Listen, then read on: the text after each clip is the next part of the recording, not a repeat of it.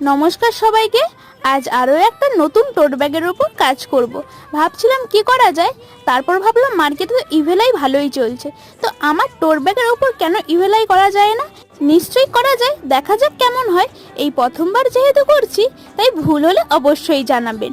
আর কলকাতার মধ্যে যারা আছেন তারা আমার কাছ থেকে এরকম টোট ব্যাগ হ্যান্ড টু হ্যান্ড পেয়ে যেতে পারেন। আর নিজেদের পছন্দ মতন কাস্টমাইজ তো অবশ্যই করাতে পারেন। ইনস্টাগ্রাম পেজ, ফেসবুক পেজের লিঙ্ক দেওয়া থাকলো, অবশ্যই ওখানে গিয়ে আমাকে কমেন্ট করে জানাতে পারেন। আর এর আগেও আমি কিছু টোট ব্যাগের উপর কাজ করেছি, সেই ছবিগুলো ওখানে দেওয়া আছে। আর হ্যাঁ, এর কিন্তু লং ভিডিওটা আমার কমেন্ট বক্সে লিঙ্ক দেওয়া থাকলো।